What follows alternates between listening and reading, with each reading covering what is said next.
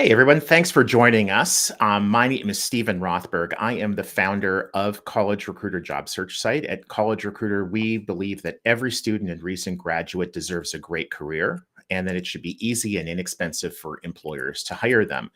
Periodically, we record a short video like this to help our customers, partners, vendors, etc., learn a little bit about what we're seeing in the industry, maybe take some lessons away from it. We would love for you to push back, add your own comments, tell us where we're right, tell us where we're wrong.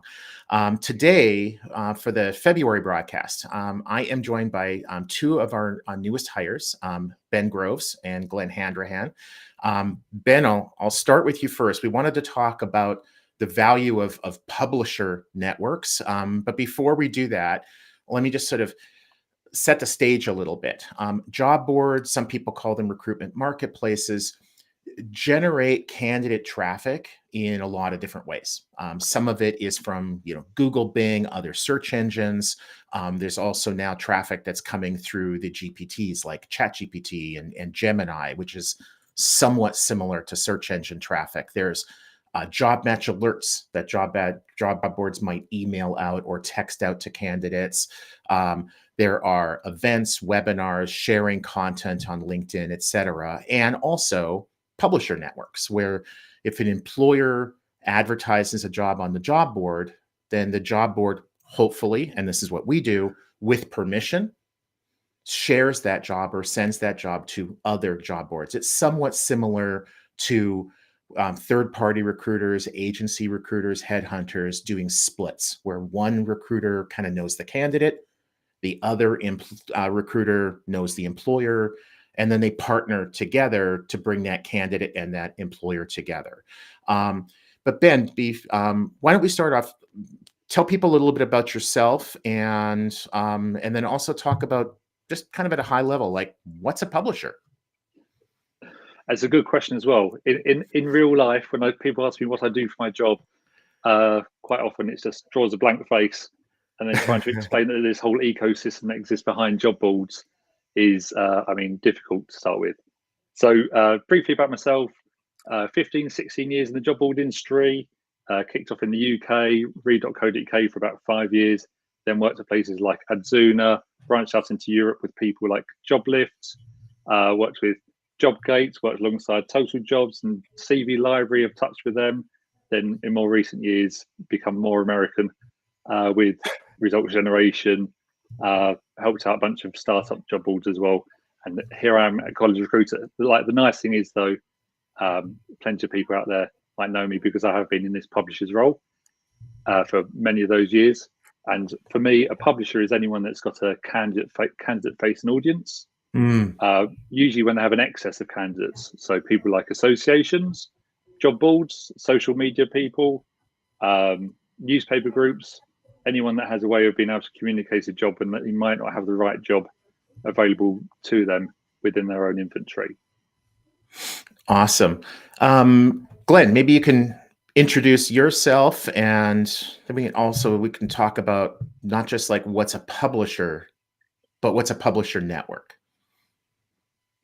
Sure. So my name is Glen Handrahan. I am a little newer in the industry than Ben. I've been in talent acquisition for about 4 years now. My first 3 years I spent at Appcast, and I joined College Recruiter in the fall to lead the sales there. For a publisher network, and I guess what is a publisher network, the importance of it. Like when companies work with us at College Recruiter, an example would be they would be looking for early career candidates with 0 to 5 years experience. And with us, we can tap into a network where it's not only College Recruiter, but we can tap into other sites that kind of share this niche and attract this same audience.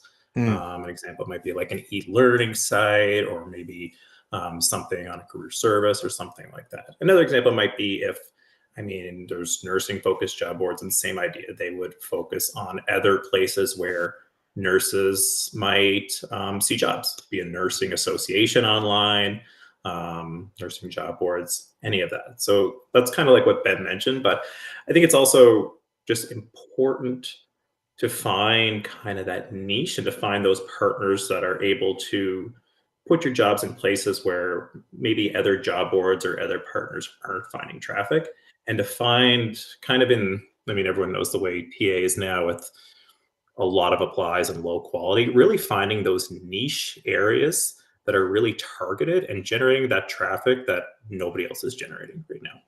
Yeah, it's a great point. We talk about we in the industry, not just at College Recruiter, but the industry, we talk about putting the right job in front of the right candidate at the right time.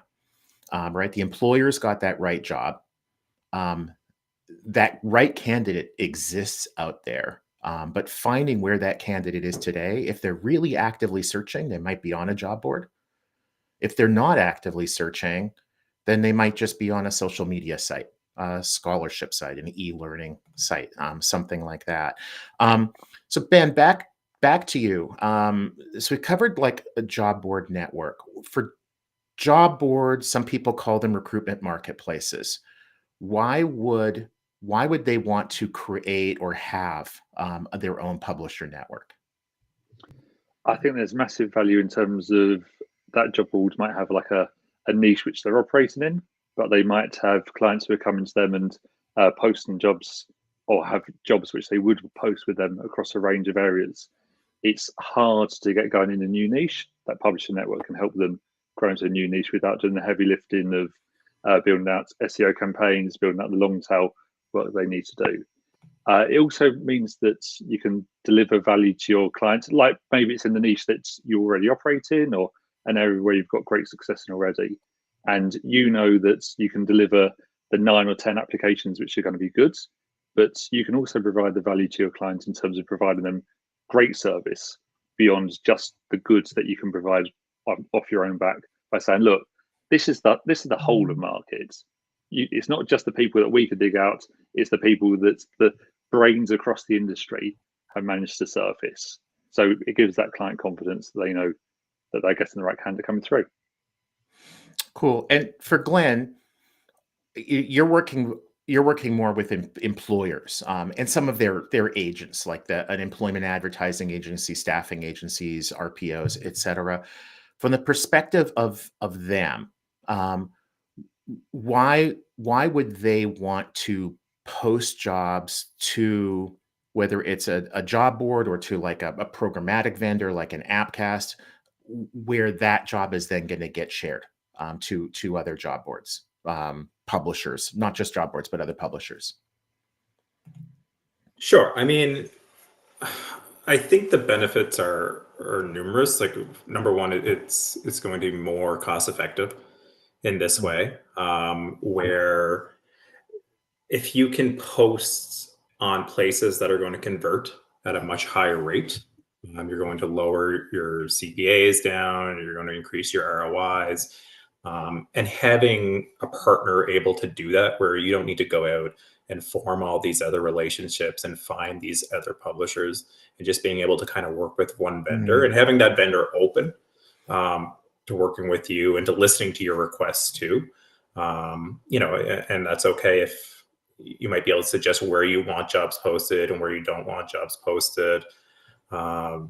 If you're hiring in multiple locations, different countries, it becomes extremely important to find partners who can give you coverage in all those countries as well. As we know, the US is difficult, but hiring globally, it's a real difficult to find where these publishers are, what works, what doesn't work. So finding these partners that can give you coverage of exactly what you need is really important when you're in recruitment, and takes a load off your plate, so you can focus on things like talking to more candidates and moving candidates through the funnel. Yeah, you'd rather have like 10 good vendors than 100. Average Exactly. or mediocre ones. It takes you a lot less time. Ben, you were about to add. Yeah, I was just going to say, like, it also means that you're surfacing the experience from a whole bunch of experts across the industry. Whereas if you go out and try and do it one by one yourself, then it's hard work and you're only as good as yourself. Whereas, like, these networks work because people have put time into finding the partners that work within those networks. Yeah, and I totally agree, guys. It's also, to me, a word that we use a lot at College Recruiter, and we use it more in terms of the carrot, not the stick, but as accountability. So if you've got 100 vendors and you're trying to figure out like where your candidates came from and what the return on investment is, it's really hard. But if you've got 10, it's much easier to figure out if, if source number 1 is better than source number 2 is better than source number 3. And then you can go back to them and say, hey, we're getting really great results. How do we get more? Our results aren't good, or for these roles, it's good. For these roles, it isn't. And there are definitely a fairly small number of job boards, recruitment marketplaces that, as Glenn, you were talking about, can do it basically globally. I feel fortunate we're one of those, but that's probably another topic for another day, is geographic coverage. Maybe in a month or two. So let's talk about, before we close off, Ben, for job boards that have an excess of traffic. I think that was a word that you used earlier. Are publisher networks, is that something that they should be, how does that tie in? If you've got a job board in France and you've got 5,000 postings and 100,000 candidates a month, you've probably got an excess of traffic. What do you as a job board do in a case like that? I mean, so I studied as an economic historian many years ago. So whenever I talk about these things, it's very much supply and demand. And it seems to be an obvious answer to me. And thankfully, there's an answer out there in the market, which is when you have an excess of supply, you grow the demand to meet it. So you work with you work with an advertiser who's got access to clients on the other side to push through jobs which are going to be relevant for your audience. I mean, the great thing is you have candidates who end up being happy. You have candidates who you've done the work to get them to your sites. You then don't have the inventory. They bounce off, they're upset, they don't come back again. Or you have the inventory, you get the happy candidate who comes back to you again. You also get paid for that traffic leaving the site in the first place, and you get the network effect of happy candidates going through as well. So yeah, I mean that's the massive benefits in terms of taking inventory to do it. There's 1,000,001 ways to set it up. Set it lower than your paid content. It's in different niches. It's in there's headaches that you need to work around to make it perfect. But it's a no-brainer for me when you've got that excess supply. Yeah, a great point. If you've got a candidate who comes to your site and runs a search, like not some crazy unicorn kind of search, but it's a normal one, and they get 2 matches back, they're not coming back, and they're going to tell all of their friends, don't even bother. But if they get 20, 30, 40 results, they're going to find some jobs that are of interest to them. They're going to be happy. They're going to come back. And like you said, they get paid. So like we will buy traffic from other sites, quality traffic if it's in our niche. If it's a site that targets engineers with 10 plus years of experience, not so much. That's not our niche. But there would be other sites that would want to buy that traffic. So Glenn, last question to you, or is for you. One of the concerns that we will hear occasionally from our employer clients is, I don't want to post a job, whether it's at a ZipRecruiter or a College Recruiter or Adzuna or Indeed or whatever, and then have that job like blasted out all over the internet. I need to know where that job is running. There might be some sites that I do not want that job distributed to. Maybe I'm already working with them. Maybe for some reason I don't want our job on their site. Employers that want to have more control over where their jobs are advertised. What do sites do? Not just like a College Recruiter, but other sites. Yeah, I mean, definitely we want to work with the employer and respect their wishes and work with them. I think it's important to understand why they wouldn't want their jobs posted on a site. If it's there indirectly, that makes sense. If it's something like we haven't had success with them in the past, there may even be an avenue to retry them. There's different ways or different bids we could try. So I really want to explore kind of why they wouldn't want to, what they're looking for. But like at College Recruiter, we're always open to working with the employer, We're open to even working with the vendors. Like if we want to hop on with an employer and us and another maybe publisher, that's okay too, to have a meeting and to kind of align on a strategy together. We do that. But yeah, having a publisher network really provides that flexibility. And what you mentioned earlier, where you said what does work and what doesn't work. If you have a partner with one source and something doesn't work, then you're probably done. If you work with someone like us that has a network and something isn't working right off the bat, there's always some tweaking going on in the back. There's always a few more things we can try and change, and trying to find really that happy spot and that secret sauce where everything's flowing smoothly and we're getting enough volume and enough quality. Interesting. So it sounds like a diversification kind of strategy. Like rather than buying one stock, and maybe you do well, but chances are you're not gonna. Diversifying and investing is a key strategy, and this sounds similar to that. Exactly. And I love that analogy, right? And I use that sometimes. If you go to whoever runs your finances or your bank or your financial planner, they are not going to tell you to put all your eggs in one basket.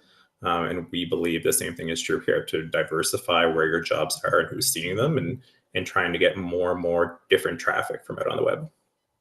All right.